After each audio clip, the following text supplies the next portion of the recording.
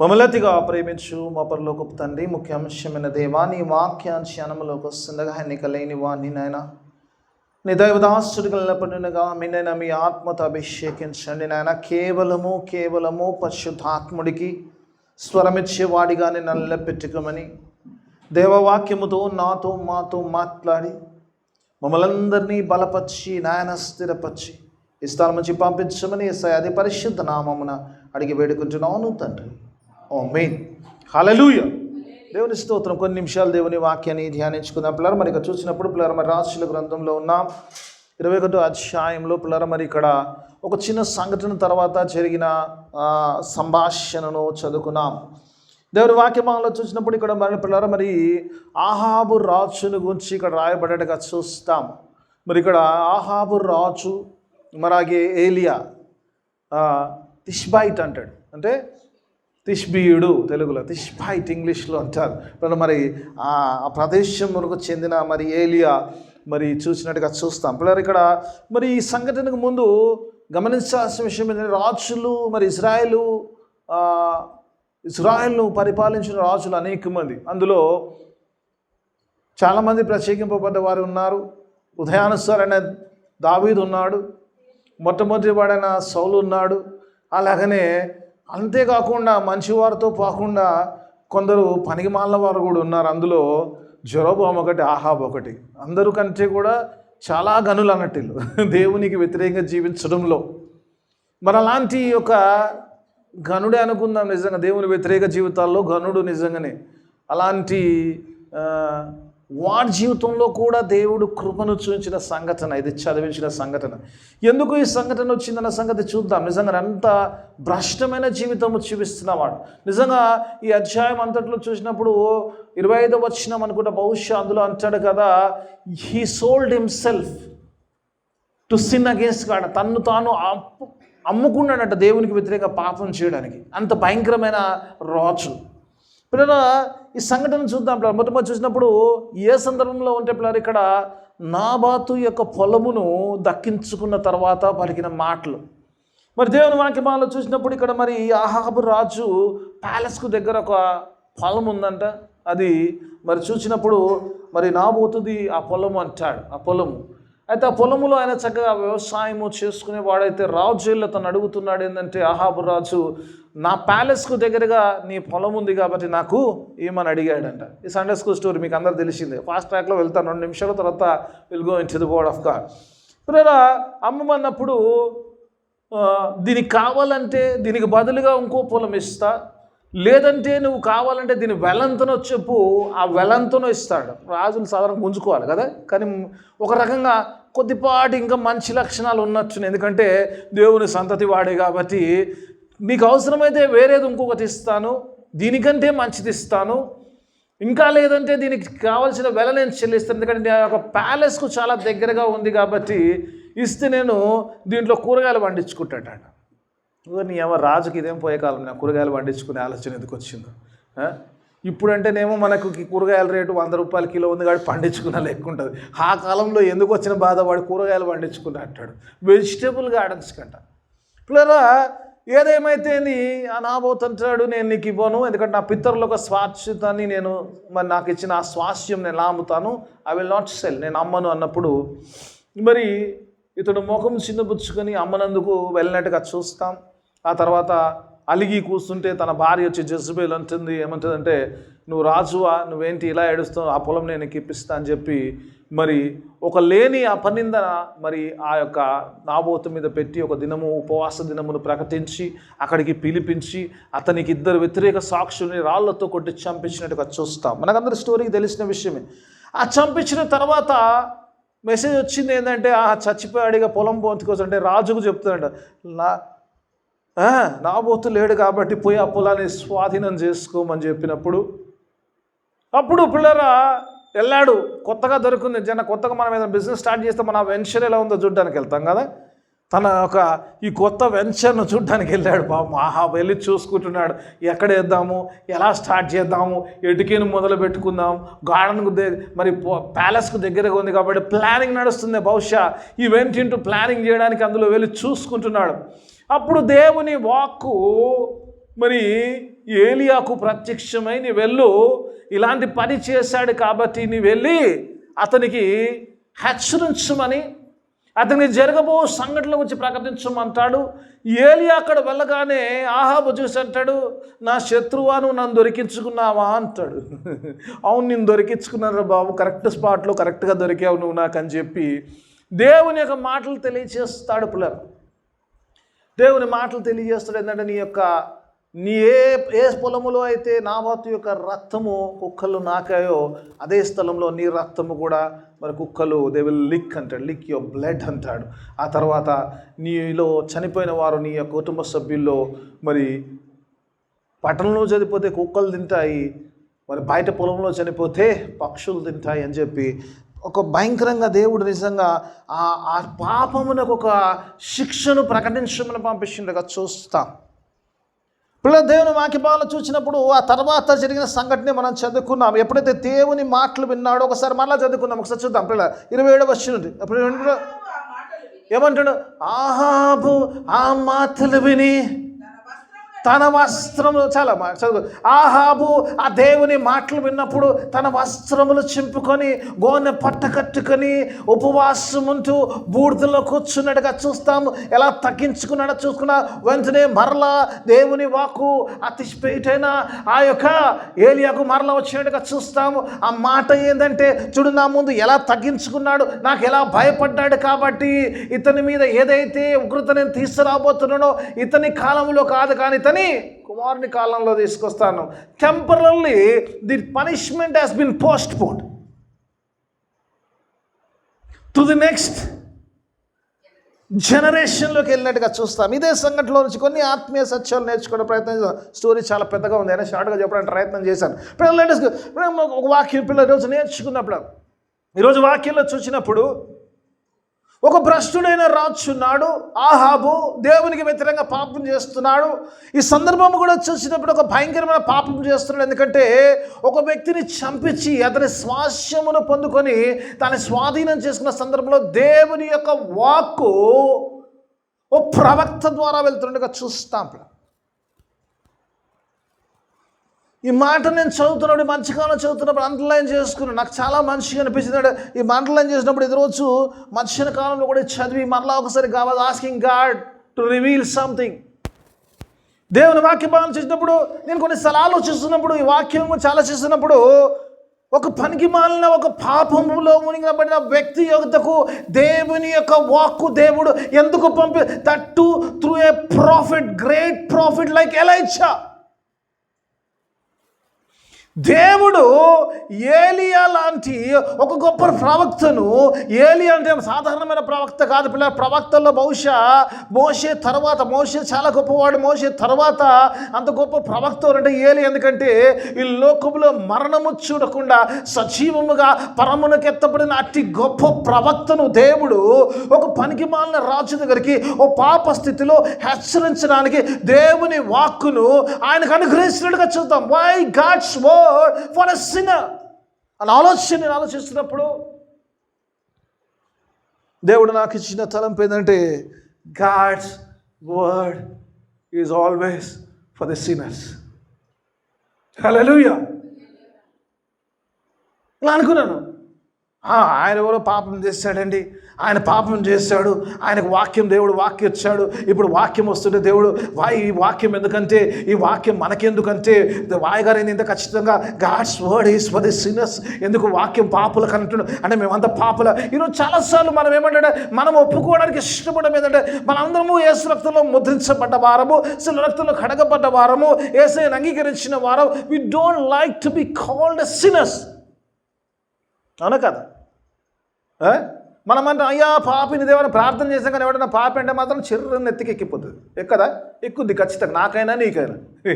ఏం భిన్నం కాదు, నేనేం భిన్నం కాదు, నువ్వేం భిన్నం కాదు. ఆల్టర్ మీద ఉండే అయ్యగారు ఏమో స్పెషల్, అయ్యగారు కూడా స్పెషల్. నువ్వు పాపాత్మడా, నువ్వు నన్ను పాపాత్మ అంటావా నా ఫీల్ కదా దేవుని వాక్యం. కానీ ఈరోజు పిల్లల when I say this word it might hurt us, but నిజంగా దేవుని వాక్య ప్రకారం చూస్తే పిల్లల, why God is sending his the most precious word to a sinner like Ahab అని ఒకసారి మనం ఆలోచిస్తే, మొదటి యోహాను పత్రికలకు వెళ్ళినప్పుడు రెఫరెన్స్ లేని చాలా ఉంటాయి, తీస్తే రెఫరెన్స్. అదైతే అంటాడు, మనలో పాపము లేని వారమని చెప్పుకొని ఎడలా మనల్ని మనసే మోసపుచ్చుకుందు, మనలో సత్యం ఉండదు, పైగా మనము దేవుని అబద్ధికున్నాడు. If we say that we are not having any sin అంటే మనల్ని మనమే మోసపుచ్చుకొని మనలో సత్యం ఉండదు. అందుకే వాక్యం చెప్పిన ప్రకారం every one is a sinner. పాపము లేదని చెప్పుకోవడానికి ఆస్కారం లేదు. ఎందుకంటే ఎవ్రీ వన్ హ్యాస్ సిన్డ్. ఒకవేళ ఆహాబు యొక్కరికి ఎందుకు ఈ వాక్యాన్ని దేవుడు అంత గొప్ప దైవజనుల ద్వారా ఎందుకు ఆ వాక్యాన్ని దేవుడు పంపిస్తున్నాడని మనం ఆలోచిస్తే కనుక ఏ భేదము లేదు. అందరూ పాపము చేసి దేవుడు అనుగ్రహించు మహిమను పొందలేకపోతున్నాము. All have sin and fallen short of his glory. అందుకే ఒకవేళ పాపము ఎందుకు దేవుడు పాపాత్ముడైన వాడి దగ్గరికి ఎందుకు దేవుడు అడుగుతున్నాడు. God's answer was that, why God such a great prophet, అంత గొప్ప ప్రవక్తను ఒక వాక్కును తీసుకెళ్ళి ఒక పనికి మాలిన వాడికి ఆ వాక్కును చెప్పడం అవసరమా అంటే, ఈరోజు మన స్థితిలో మనం చేసుకుంటే అంతకంటే భ్రష్టమైన జీవితం మనం జీవిస్తున్నాం. కాబట్టి అందుకే దేవుని వాక్కు అంటాడు, దేవుని వాక్కు కూడా మనకు కూడా, ఎందుకంటే వి ఆల్ ఆర్ సిన్నర్స్.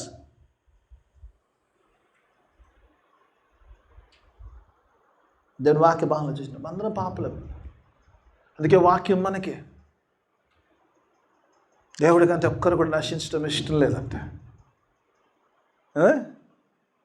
ఒక ఆత్మ కూడా దేవునికి నశించడం ఇష్టం లేదు. కాబట్టి ప్రతి ఆత్మ కూడా రక్షింపబడాలని దేవుని యొక్క శిలువ సువర్తమానం, దేవుని యొక్క రాజ్యం యొక్క వార్త కూడా అంతే. పిల్లరా, యేసు వారి పరిచయం ఏం తెలుసామా? ప్రారంభించినప్పుడు జీసస్ బిగాన్ హిస్ మినిస్ట్రీ అంటాడు. మత్తయి సువార్త కూడా చక్కగా రాస్తాడు, 4:17. మనందరూ తెలిసిన విషయమే. Jesus began his ministry. యేసు ప్రభు తన పరిచర్యను ప్రారంభిస్తున్నాడు. అప్పటి నుంచి యేసు తన పరిచర్యను ప్రారంభిస్తున్నాడుగా చూద్దాం. ఒకసారి లెట్స్ సీ 4:17. యేసు పరలోక రాజ్యము సమీపించి ఉన్నది కనుక మారు మనసు పొందుడని చెప్పుచు ప్రకటింప మొదలు పెట్టాడు. His ministry has began with preaching repent. ఏమంటాడు? రిపెంట్ అంటాడు. దేవుడు అంటాడు రిపెంట్, మారు మనసు పొందుడి, పరలోక రాజ్యము సమీపంగా. యేసు ప్రభు వారు ఆయన యొక్క సువార్త నిమిషము ఆయన రాజ్యమును గురించి ప్రకటిస్తున్నప్పుడు ఆయన మొట్టమొదటిగా మాట్లాడుతున్నమాట మారు మనసు పొందుడి. ఎందుకు ఈ ప్రభు ఈ మాట చెప్తున్నాడు? ఇప్పుడు మారు మనసు లేకుండా పరలోక రాజ్యంలో ప్రవేశించలేము. కాబట్టి మారు మనసు అవసరం. With your dirty heart you cannot enter the Kingdom of God. మానవుని స్థితిగతులు చూసినప్పుడు పాపములో పడిపోయి చెడిపోయే స్థితిలో ఉన్నావు. కాబట్టి నువ్వు మారు మనసు పొందితే కానీ ఆ పరంలోకి చేర్చబడవు, ఆ పరలోకంలోకి నువ్వు వెళ్ళవు అన్న సంగతి యేసు ప్రభు వారే ప్రకటిస్తున్నారు.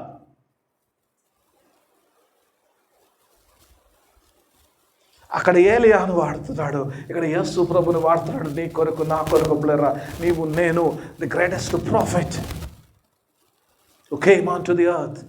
భూమి మీదకి వచ్చిన గొప్ప ప్రవక్తల్లో యేసు ప్రభు కంటే గొప్ప ప్రవక్త. అతి ప్రవక్తను ఈరోజు దేవుడు నీతో నాతో మాట్లాడాలనుకున్న మాట ఏంటంటే, ఈరోజు మనము చాలా పరిశుద్ధంగా కనపడవచ్చు, కానీ దేవుని వాక్యం ఏంటంటే మారు మనసు పొందితే కానీ మనం అందులో ప్రవేశించలేము. కానీ you have to change yourself. ఓ విషయం తెలుసా అమ్మ, చాలాసార్లు చేంజ్ చేయడానికి ఇష్టం అవుతుంది కదా, చేంజ్ చేయడానికి ఇష్టపడుతుంది కదా. ఓ బండి నడుపుతున్నాం అనుకుంది, ఒక 5-6 ఏళ్ళు నడిపే మనకి ఏమనిపిస్తుంది? కొత్త తీసేద్దాం, మార్చేద్దాం అనిపిస్తుంది. రైట్? అవునా కదా? అనిపిస్తుందా లేదా? కొత్త బండి తీసుకోవాలి, మంచి తీసుకోవాలి, దీనికంటే మంచిగా ఏదైనా తీసుకోవాలి, టెక్నాలజీ కార్ తీసుకుని అలాగే ఉంటుంది. We want to change. కానీ కొన్ని మారవలేము మనం కదా, కొన్ని ఉంటాయి కదా. ఇప్పుడు నేను నా భార్యను మారవాలనుకో, తోడక తీస్తుంది. Change my mom, I can change my dad. I cannot change my son, నా కొడుకులు కానీ నా తండ్రిని కానీ ఇవన్నీ ఏమీ మార్చలేము పిల్లలు. చాలా విషయాలు మనం మార్చలేము జీవితంలో, కానీ మార్చగలిగిందంటే మన హృదయాన్ని. అందుకే దేవుడు అంటాడు మారు మనసు పొందుడు అంటాడు. Repent, we can change our heart, the way we are living, we can change that. ఎవరికి జోక్ కాను పిల్లలు. ఇవన్నీ ఏం మారలేకుండా మనం మార్చగలిగితే మన హృదయం మార్చబడాలి. మన స్థితిగతులు, మన జీవిస్తున్న విధానము, దేవునికి వ్యతిరేకమైన జీవితం ఏదైందో అది మార్చబడాలి. అందుకే రోజు ఆ యొక్క పనికిమాల వాడు, భ్రష్టుడైన వాడు అహాబు యొద్దకు దేవుడు ఏలియాను ఎందుకు పంపించాడంటే God's word is for the repentance. యేసే వాక్యం కూడా అదే పిల్లలు. రోజు పరలోక రాజ్యంలో నిజంగా సభ్యుడిగా కావాలంటే నువ్వు మారు మనసు పొందాలి. మారు మనసు లేకుండా నీ కార్యం జరగదు. కాబట్టి that is why God is sending his word. ఆ వాక్యమే కృపా సత్య శరీరము ధరించి కృపా సత్య సంపూర్ణుడిగా మన మధ్యలో సంచరించను. ఆ యేసయ్య ఏ వాక్యం అయితే ఆ మందస్సంలో ఉందో ఆ మందస్సము శరీరము ధరించుకొని మన మధ్యలో సంచరించింది. ఎందుకంటే ఆ వాక్యం అనే దేవుడు నిన్ను మార్చడానికి శిలువ కార్యము ద్వారా నీకు నాకు ఆయన పరిశుద్ధత ఆ వాక్యం. అందుకే యేసుప్రభువు వారు అంటారు కదా యోహాను సువార్త 15:3 నేను పలికిన వాక్కు ద్వారా మీరు పరిశుద్ధ. ఆ శిలువలో పలికిన మాటల ద్వారా మనకు పరిశుద్ధత ఆయన అనుగ్రహిస్తున్నాడు. God wants to change us. The inner being, లోలో మనకు మార్పు కలగాలని దేవుడు ఈరోజు ఆశ కలిగి ఉండే. ఈరోజు అహాబుతో మాట్లాడుతున్నప్పుడు as he was very sinner. మనం కూడా ఏం విన్నాం కాదు. దేవుని వాక్యం ఆలోచించినప్పుడు దేవుని యొక్క వాక్కు ఒక దైవజనుడు, గొప్ప దైవజనుడు నుంచి ఒక పనికి మాల వాడికి దేవుని యొక్క వాక్యం ఏంటంటే God want every one to repent. చాలాసార్లు అనిపిస్తుంది నిజంగా దేవుడు ఎందుకు ఇచ్చాడంటే గాడ్స్ వర్డ్ నిజంగా కొన్నిసార్లు నిజంగా నేను అనుకుంటా దేవుడు నిజంగా ఎందుకు పంపించావు sir. Just I was asking దేవుని వాక్యం ఏది ఆ ఏలియన్ పంపించి ఆ ప్రశ్న ఉంటూ ఆయనకి ఎందుకు ఇచ్చావు అంటాడు. ఒకవేళ దమస్కు మార్గములో దేవుడు పౌలును సౌలా సౌలా నీవేళ నన్ను హింసిస్తున్నామని ఆయన వాక్ ఆయనకి ఇవ్వకపోయినంటే బహుశా నీ సంఘాలు స్థాపించబడదు, సువార్త ఇంత గొప్పగా జరిగేది కాదు. ఈ యొక్క నూతన నిబంధన మోర్ దెన్ హాఫ్ ఆయన రాసేవాడు కాడు. సౌలు జీవితం భయంకరంగానే ఉండే కదమ్మా కదా. సౌలు జీవితం భయంకరంగా ఉందా లేదా? మంచిగా ఉందా? భయంకరమే. సంఘాలు హింసించిన సౌలు తన జీవితానికి వచ్చి మాట్లాడితే ఒక మాట అంటాడు, పాపుల్లో ప్రధానుడను అంటాడు. ఎందుకంటే దేవుని యొక్క సజీవ సంఘమును హింసించిన వాడు నాకంటే పనికి మాలిన పాపి ఎవరు ఉన్నాడు? నాలాంటి పాపిని దేవుడు తన యొక్క కృప ద్వారా రక్షించుకున్నాడు అంటాడు. God's word has been given to him. ఆ దమస్కు మార్గంలో దేవుని వాక్కును పంపించాడు. ఎందుకంటే ఆయన మారితే అనేక సంఘాలు స్థాపించబడతాయి, అనేక స్తంభాలు బలపరచబడతాయి, అనేక మంది దేవునిలోకి నడిపించబడతారు. అందుకే పౌలుకు ఆ వాక్కు దమస్కు మార్గంలో 9వ అధ్యాయంలో ఇవ్వబడదు. నేను రెఫరెన్స్లు ఇవ్వండి చాలా వస్తుంది, అందుకే రెఫరెన్స్లు ఇవ్వడానికి ఇష్టపడలేదు. వాక్యము ఇవ్వబడ్డది ఎందుకంటే పిల్లరా రీజన్ పిల్లలు అక్కడ God wants us to repent every sin. దేవుని సన్నిధిలో ఉన్నవారు మనమందరం కూడా ఈరోజు ఆ వాక్యం ఎప్పుడైతే వచ్చిందో అందుకే నిజంగా ఈ వాక్యం మరలా చదివించాను. ఒకసారి మళ్ళీ 27వ వచనం చూద్దాం. చూడండి ఆహాబు నిజంగా భ్రష్టుడే ఉండొచ్చు, పనికి మాల. ఆహాబు ఆ మాటలు విని ఈ హల్లెలూయా దేవునికి స్తోత్రం. పిల్ల వారి చరిత్ర ఏముందో సెకండ్ ఇచ్చేద్దాం. పనికి మాలడో తనకు విగ్రహారాధన కూడా ఉపదేశిద్దాం. ఎలాంటి పాపం చేసి నరహత్య చేసి ఆ స్వాస్థ్యములు పొందుకున్నాడో తర్వాత అదంతా సంగతి. కానీ ఎప్పుడైతే దేవుని మాటలు విన్నాడో వస్త్రము చింపుకొని గోనె పట్ట కట్టుకొని ఉపవాసం ఉన్నట్టుగా చూస్తాము. The great repentance. నిజంగా ఈరోజు నిజంగా చాలాసార్లు ఈరోజు అనిపిస్తుంది ఈ రిపెంటెన్స్ అంటే ఆహాబు ఒక రకంగా చెప్పాలంటే ఆ సిచ్యువేషన్లో చూసినప్పుడు is confessing every sin which he has done. దేవుడు అందుకే అంటాడు నాకు భయపడి అంటాడు. భయపడతామున్నామా దేవునికి? దేవునికి ఎందుకు భయపడతాం. తప్పులు ఏం చేయలేదు, చేయాల్సినవి బరాబరే, దాని బరాబరే ఇది బరాబరే కదా. అంతం యోనాలమే కదా. అంతలో యోనా లెక్కనే. ఎలా బాబు నినివే పోయా అంటే తర్శించిపోతుంటాం. కానీ సాక్ష్యం అడిగితే ఏమంటాడు, నేను యెహోవా యందు భయభక్తులు గలవాడను. నీ భయమేది, నీ భక్తి ఎదురా బాబు అంటే అన్నీ అక్కడే ఉన్నాయి. కాకపోతే వ్యతిరేకంగా జీవిస్తున్న జీవిత విధానమే. అసలు అనిపిస్తుంది నిజంగానే దేవుని వాక్యం చూసినప్పుడు, ఈ ఆహాబును చూసినప్పుడు ఈ వాజ్ సో హంబుల్. నిజంగా వెంటనే దేవుని మాటలు విన్నప్పుడు, దేవుని ఉగ్రతకు చూసినప్పుడు, దేవుడు రాబోతే ఉగ్రతకు వచ్చి విన్నప్పుడు వెంటనే తన బట్టలు చింపుకొని గోనె పట్ట కట్టుకొని బూడిదలో కూర్చొని ఉపవాసము. ఆ రోజు నినివే పట్టణస్థులు ఏ రీతిగా అయితే వారు బూడిదలో కూర్చున్నారో, ఏ రీతిగా అయితే గోనె పట్ట కట్టుకున్నారో, అదే రీతిగా ఆహాబు కూడా ఈ humble himself. Humble himself.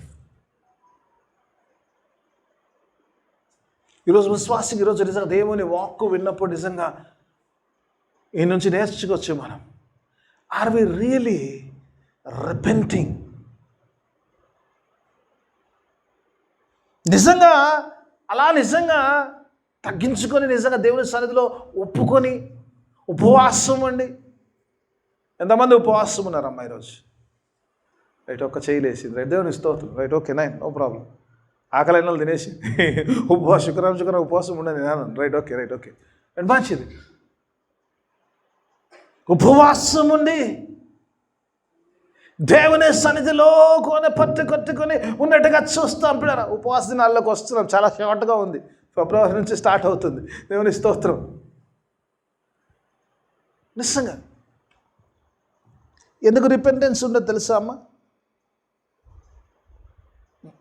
Repentance ఎందుకుంటుంది తెలుసా అమ్మ? రిపెంటెన్స్ విశ్వాసులకు చాలాసార్లు మారు మనసు గురించి మాట్లాడితే ఇది అవసరమా? మేమందరం మారు మనసు పొందిన వాళ్ళమే కదా అంటామా లేదా అమ్మ? అందరం మారు మనసు పొందామంటే పొందాము. ఎస్, ఖచ్చితంగా పొందాం. మారు మనసు పొందాం, యేసయ్యను అంగీకరించాం, బాప్టిజం పొందాం, అన్నీ చేసాం. మరి మారు మనసు అవసరం మనకు? అవసరమా? రైట్, ఒకసారి చూపిద్దాం. నిజంగా అవసరం. ఒకసారి చూద్దాం. ఫిలిప్పీలకు రాసిన పత్రిక, చాలా రెఫరెన్స్లు ఉన్నాయి దగ్గర. కానీ ఫిలిప్పీలకు రాసిన పత్రిక 3వ అధ్యాయము 12వ వచనం చూద్దాం. ఇదే పౌలు ఏం రాస్తున్నాడో చూద్దాం. పౌలు రాస్తున్నాడు, ఫిలిప్పీ సంఘానికి రాస్తున్నాడు. ఒకసారి చూద్దాం. 3వ అధ్యాయం 12వ వచనం చూద్దాం. అక్కడ ఒక మాట అంటాడు, మనం చాలా జాగ్రత్త. ఇదివరకే నేను గెలిచితినైనను అని అయినను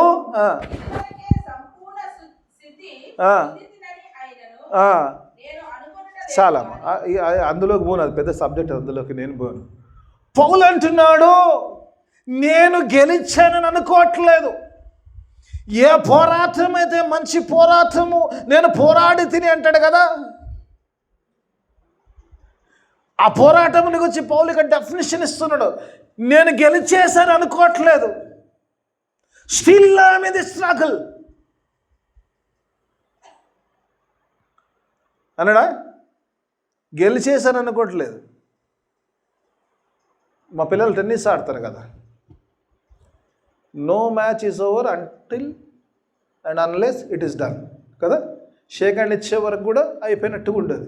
లాస్ట్ మూమెంట్ వరకు there is hope, still hope. అదే దేవుని వాక్య భావంలో చూసినప్పుడు ఇక్కడ పౌలు అదే అంటున్నాడు, నేను గెలిచాను అనుకోవట్లేదు, నేను ఆ ప్రాసెస్లో ఉన్నాను. ఒకసారి కింద అంటాడేమో, ఇదివరకే నేను సంపూర్ణ స్థితి అంటే ఇప్పుడు దేవుడు అంటాడు కదా క్రీస్తు స్వారూప్యములోకి మలచబడాలి అంటే పౌలు అంటున్నాడు ఇంకా సంపూర్ణంగా క్రీస్తు స్వారూప్యంలోకి ఇంకా నేను మలచబడలేదు, ఇంకా still in the process of becoming Christ. ఆ క్రీస్తులా మార్చడానికి, క్రీస్తులా మారడానికి ఐఎమ్ ఇన్ ది ప్రాసెస్. ఇంకా నా ప్రాసెస్ అయిపోలేదు, ఇంకా ఐఎమ్ ఇన్ ది ప్రాసెస్లో ఉన్నాను అంటున్నాడు. పౌలు లాంటి గొప్ప వ్యక్తి ఎవరైతే అన్నాడో నేను క్రీస్తుని పోలి నడిచినట్టు మీరు నన్ను పోలి నడవని అన్న అంత గొప్ప వ్యక్తి పిల్లల ఆయన జీవితం వచ్చాడు. నేను ఇప్పటికే సంపూర్ణ స్థితికి పొందాను అనుకోవట్లే, కానీ స్టిల్ ఇన్ ది ప్రాసెస్. ఆయన్నే ఇంకా ప్రాసెస్లో ఉంటే నీకు నాకు మారు మనసు అవసరమా లేదమ్మా? మేబీ అన్ని విషయాల్లో కాకపోయినా ఏదో ఒకటి విషయంలోనో ఏదో రెండు విషయంలో ఏ కొంచెములో వీ నీడ్ దట్ రిపెంటెన్స్. ఎందుకంటే ఇంకా సంపూర్ణ స్థితిలోకి ఆయన్నే పోలేదు, మనమేం పోతాం? పోయినామంటామా? అయ్యామంటామా సంపూర్ణ స్థితిలోకి? పోలేదు.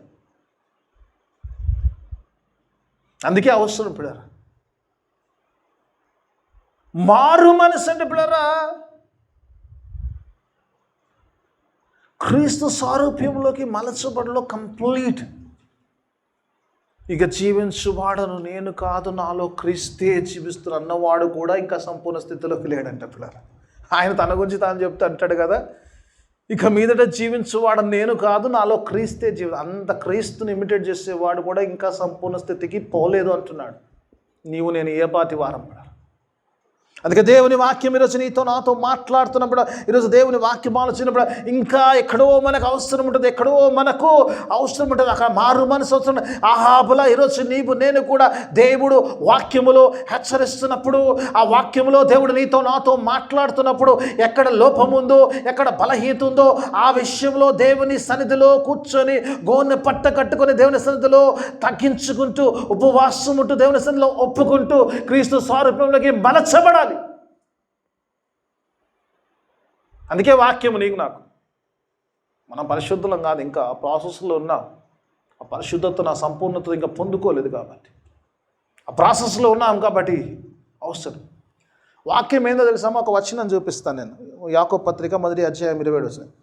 ఇంకా ఎక్కువ చూపించండి, ఒకటే వచనం చూపిస్తాను. వాక్యం గురించి చెప్తాడు యాకోబు, చక్కని మాట చెప్తాడు. యాకోబు పత్రిక 1వ అధ్యాయం 23వ వచనం పిల్లలు ఒక్కొక్కసారి చూద్దాం. ఒకసారి చూసుకొని, ఎవడైనను వాక్యమును వినివాడయుండి దాని ప్రకారం, ఇప్పుడు చూడు వాక్యం వస్తుంది, దేవుడి సన్నిధిలోకి వస్తున్నాం, దేవుడు వాక్కుతో మనతో మాట్లాడుతున్నాడు. ఎవడైనను వాక్యము వినివాడై దాని ప్రకారము ప్రవర్తించకపోతే,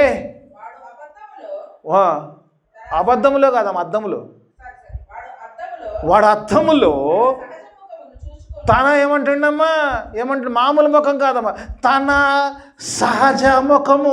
సహజం అంటే you will look just as you are. నువ్వు అద్దంలో చూసినప్పుడు, నువ్వు అద్దం మీద డైరెక్ట్ పోగానే నీ ఫేస్కు పౌడర్ రాదు, నీ పెదవులకు లిప్స్టిక్ రాదు, కళ్ళకు కాటుక రాదు. అది చూసుకుంటూ పెట్టుకోవాలి. అవునా కాదా? నువ్వు ఆ అద్దంలోకి డైరెక్ట్గా వెళ్ళి అద్దం ముందు నిలబడ్డప్పుడు you will see your natural face. ఆ తర్వాత ప్యాచ్ వర్క్ నడుస్తుంది, అది సెకండరీ ఇష్యూకు కదా.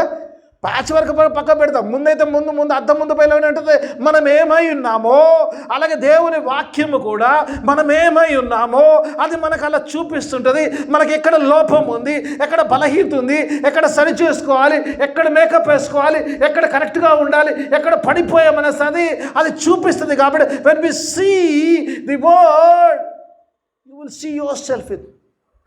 నీ సహజంగా నువ్వు ఎలా ఉన్నావు, ఎక్కడ పడిపోయావు, ఎక్కడ నీకు మారు మనసు అవసరమో, ఎక్కడ నువ్వు అది అవసరమో నీకు చూపిస్తుంది వాక్యం. అందుకే వాక్యం. ఆ తర్వాత చదువుదాం ఒకసారి, చదువుకొని వెళ్ళిపోదాం.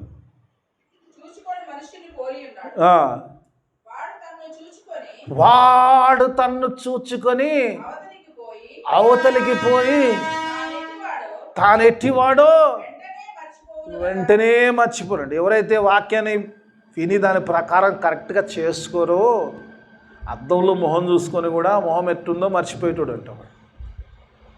దేవుడు అద్దంలో మొహం చూపించినట్టు ఈరోజు వాక్యంలో నీ నా మొహం చూపిస్తాడు, నీ నా ఆత్మీయ స్థితిని చూపిస్తుంటాడు. అది చూపించినప్పుడు అక్కడ ఏదో అవసరమో ఆ మార్పులు జరిగినప్పుడు దేవుడు అంటారా, ఎప్పుడైతే నువ్వు మార్పులు జరిగినప్పుడు, ఎప్పుడైతే నువ్వు మారు మనసు పొందినప్పుడు, ఆ చివరి ఘట్టంలో అంటాడు కదా, వెంటనే పిల్లరా గాడ్ ఈజ్ సో లవింగ్, నిజంగానే సో గ్రేషియస్, ఎంత కృప కలిగిన వాడు. వెంటనే ఎప్పుడైతే అహాబును చూచాడో, తన స్థితిగతులు మార్చుకున్నాడో, ఎప్పుడైతే తను తగ్గించుకున్నాడో, ఎప్పుడైతే గోనె పట్టు కట్టుకొని కూర్చున్నాడో, దేవుడు వెంటనే తన మనసులో కనికర్రముతో నింపబడిన వాడు కాబట్టి గాడ్ ఈజ్ కంపాషనేట్. చూసి అంటున్నాడు, ఏ ఉగ్రత అయితే నేను తీసుకొస్తానో I'm not good to bring that curse upon him. హల్లెలూయా. ఏ ఉగ్రత అయితే రాబోతుందో ఆ ఉగ్రతను దేవుడు తప్పించేవాడుగా ఉన్నాడు పిల్లరా. దేవుడు అంటున్నాడు, God is a wonderful God.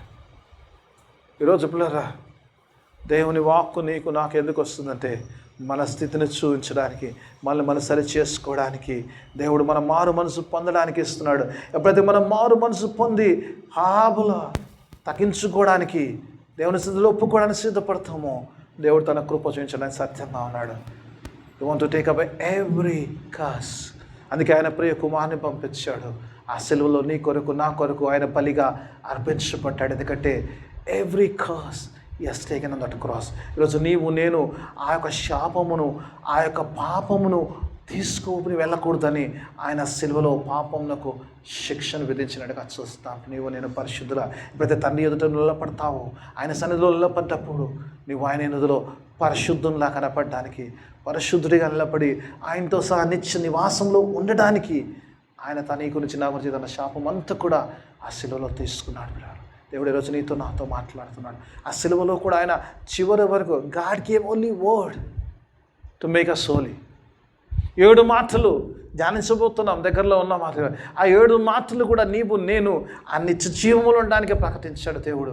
ఆ మాటలు ఎప్పుడైతే వింటామో, ఆ మాటల ప్రకారం విని మళ్ళీ మనం మలుచుకుంటామో, మళ్ళీ మనం ఎప్పుడైతే అర్థంలో చూసుకున్నట్టు కావలసిన ఏదైతే కరెక్షన్స్ అవి చేసుకొని జీవిస్తామో, దేవునితో సహా నిరంతరం జీవించడానికి ఆయన తన కృపా సహాయాన్ని మనకు అంగీకరించడానికి సిద్ధంగా ఉన్నాడు. అటు కృప సహాయంలో ఆత్మ నడిపింపు దేవుడు ఎల్లప్పుడూ మనకు అనుగ్రహించుకోవాలి. అందరం లేచి నించుదాం. ప్రార్థన ప్రభు నేటి ప్రార్థన ఆశీర్వాదం సెలకీర్తు మన ఆరాధన ముగించుకుందాం. మమ్మల్ని అతిగా ప్రేమించి ఒప్పట్లో గొప్ప తండ్రి నీకు వేలాది స్తోత్రం చెల్లిస్తున్నాం. గొప్ప దేవా, శక్తి మంత్ర, సృష్టికర్త, సర్వాధికారి. అవును, నేను ఆహాబు జీవితంలో నుంచి మాకు నేర్పించావు. ఆయన ఆహాబులాన అనేక విషయాల్లో మేము భ్రష్టంగానే, అనేక విషయాల్లో నీకు విరుద్ధంగానే జీవిస్తున్నాం. కృప కలిగిన దేవా నీకు స్తోత్రము చెల్లిస్తున్నాము. నాయన గొప్ప దేవానైనా నీ వాక్కును మాకు పంపించమని ప్రార్థన చేస్తున్నాం. నీ వాక్కు ద్వారా మేము హెచ్చరించని, మీ వాక్కు ద్వారా నేను మమ్మల్ని మేము చూసుకోవడానికి, మాలో ఉన్న లోపములు చూసుకుని సరి చేసుకోవడానికి నేను అతి భాగ్యము దయచేయమని ప్రార్థన చేస్తున్నా. ఎక్కడ మారు మనసు అవసరం అతి విషయంలో మారు మనసు పొందిన వారిగా నైనా, పశ్చాత్తాపముతో మారు మనసు పొందినైనా నీవిచ్చే కృపను పొందుకునే కృపా సహాయాన్ని మాకు అంత దయచేయమని, విత్తబడిన వాక్యం అందరి జీవితంలో ఫలపడిన వాక్యం చేయండి. వాక్యానుసరమైన జీవితాన్ని దయచేయండి. చేరొచ్చిన ప్రతి ఒక్క బిడ్డను సంఘంలో విడిన ఆశీర్వాదాన్ని నింపి పంపించమని యేసయ్య అతి పరిశుద్ధ నామమున అడిగి వేడుకుంటున్నాను తండ్రి. ఆమేన్.